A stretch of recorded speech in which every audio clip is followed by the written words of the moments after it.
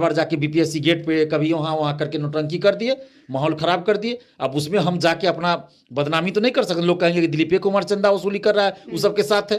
कभी गर्दनी बाग में जाके 5 को बैठ जाएंगे, नौटंकी करेंगे, सप्लीमेंट्री रिजल्ट की मांग कर रहे हैं, उसमें बोल रहे हैं कि फलना चीज करो तो फलना करो, तो नीतीश कुमार के बारे में उल्टा पुल्टा बोल रहे हैं, तो तेजस्वी के बारे में उल्टा पुल्टा बोल रहे हैं, तो किसी को, तो ये सब चीज आप अभ्यर्थी हैं, आप राजनीतिक बयानबाजी नहीं कर सकते। काफी नाराज दिख रहे हैं। बिल्कुल दिखेंगे। देखिए, हम अभ्यर्थियों के हित के लिए लड़ रहे हैं ना, पिछले 2016 से लड़ रहे हैं।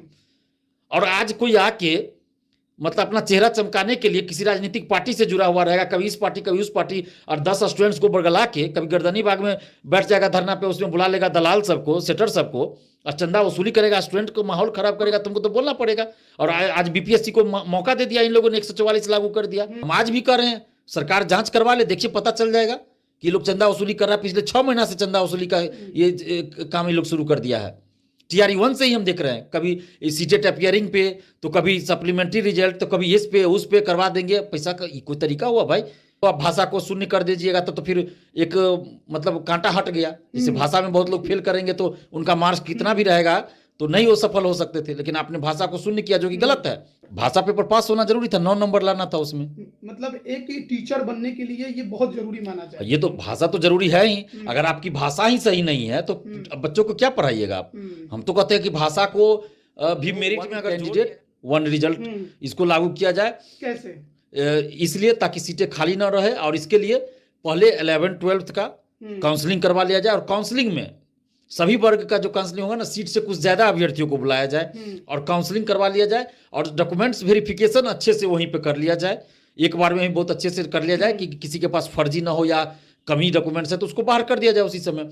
और डॉक्यूमेंट्स वेरिफिकेशन पर 11-12 का, फिर 9-10 का, उसी तरह फिर नीचे के वर्गों का। और उसके बाद बीपीएससी द्वारा औपबंधिक रिजल्ट जारी न किया जाए, जैसा कि इस TRE 1 में हुआ। बीपीएससी द्वारा जैसे और परीक्षाओं के लिए रिजल्ट जारी होता है, अंतिम रूप से चयनित अभ्यर्थियों की सूची, जिसको मेरिट लिस्ट कहते हैं, वो जारी होना चाहिए। अंतिम रूप से चयनित शिक्षक अभ्यर्थियों की सूची जारी होना चाहिए, मतलब शिक्षकों की यानी मेरिट लिस्ट जारी होना चाहिए। और इसके लिए पहले 11-12 का लिस्ट जारी हो, मेरिट लिस्ट, उसमें जो सफल हो गए तो उनका फिर नीचे के वर्गों में नहीं रिजल्ट हो।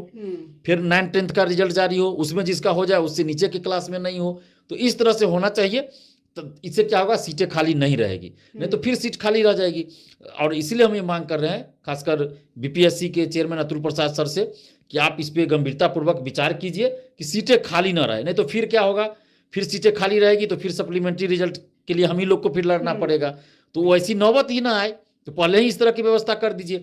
और डॉक्यूमेंट्स वेरिफिकेशन अच्छे से हो, क्योंकि TRE 1 में डॉक्यूमेंट्स वेरिफिकेशन नहीं सही से हुआ, जो शिक्षा विभाग ने कराया था, उसके वजह से बाहर बहुत लोग बाद में हुए और सीट खाली रह गया। तो इसलिए डॉक्यूमेंट्स वेरिफिकेशन बीपीएससी अपने स्तर से करा ले, पहले ही करवा ले।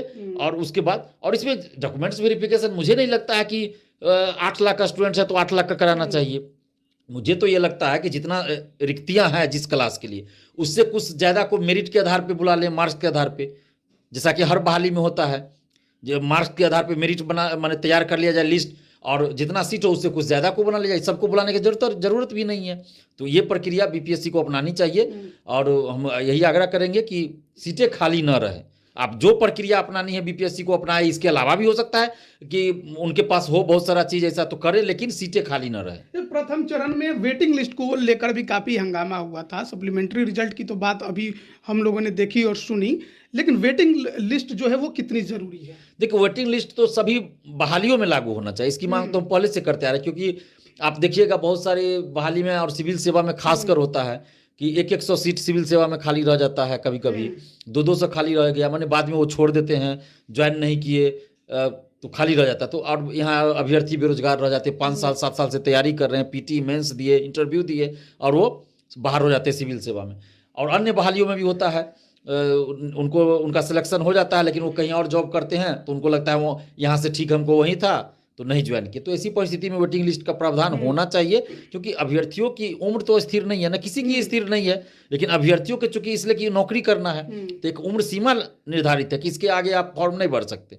तो इसलिए ये चीज़ होना चाहिए, वेटिंग लिस्ट जारी होना चाहिए, सरकार को इसका प्रावधान करना चाहिए, अभी तक नहीं किया गया है। एक अभ्यर्थी, एक रिजल्ट और वेटिंग लिस्ट को लेकर क्या अभी आपने जो अतुल प्रसाद हैं बीपीएससी के चेयरमैन, इनसे कोई बातचीत की है? देखिए, हम इनसे जरूर संपर्क करेंगे।